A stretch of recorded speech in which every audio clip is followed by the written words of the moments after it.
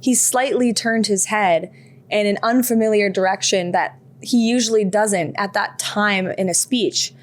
And the bullet hardly struck his head. I mean, it just missed his head. And you think about that and the odds, it can only be described as a miracle. And I think he knows that. And I know millions of Americans around the country believe that, and that, God saved President Trump in that moment. It was just amazing to think about. And Thomas Crooks, the assassin, was killed. He was shot dead by the snipers. He was cremated. There are a lot of sort of questions about him. We don't know very much about him. And I know when I interviewed President Trump at the very beginning of this term in about February, he at that moment said, I need to know more. I deserve to know more. He said to his Secret Service people there and then the FBI was supposed to, but there's still no information, at least that's public. Yeah. Is there anything, is he satisfied with what he's found out so far? I don't want to speak for him on that because it is such a personal thing. But I do know that he has inquired with the Secret Service and the FBI. And it was earlier in the administration where he asked them, I want an updated briefing on what happened. Do we know any more than when I was briefed immediately following the days after Butler? Because the Secret Service and FBI did, at that time under the Biden administration, of course, come and brief the president.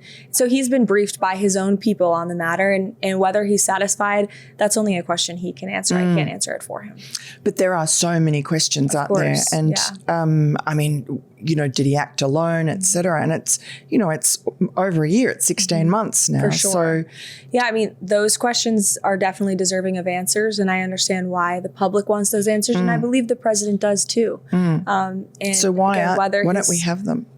It's a good question. And it's one I'd like to see the answer to. And I think all Americans would. There's so much more work to do. Election integrity, voter ID, getting rid of universal mail-in ballots. All of that can be done if Congress works together and gets rid of the filibuster. So the president is definitely talking a lot about that, both publicly and privately. I know he's expressed his opinion on that to leaders in the Senate who may agree or disagree. We'll have to see how it shakes out. But there's so much that can be accomplished, and we must take advantage of having the most productive president in the Oval Office. Republicans need to get off their butts and move, and that's what the president wants to see them do, and that's what the American people are expecting. So it's not easy as a working mom, but I feel like I wouldn't be able to be good at this job if I was not a mother.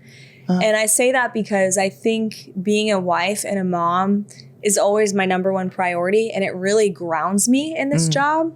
And, there's a lot of criticism that comes with being the president's spokeswoman, and I could care less about it because I know I have a husband and a baby who just want to hang out with me and play toys. And he just wants to snuggle and have me be his mom. And what was happening up here is now that we have taken over the responsibilities of the National Security Council, thanks to the restructuring of Secretary Rubio when he became National Security Advisor, Stephen Chung and I are responsible for all communications matters, including national security. And so we felt it became very inappropriate for reporters to be loitering around sensitive information in our offices. And we did unfortunately catch some unruly reporters recording us without our permission, listening in on conversations, eavesdropping. We'd have staff meetings in the morning. Some of the reporters started to pick up on that, and we'd walk out and they would be out there trying to listen. It's definitely a challenging conversation to have at first.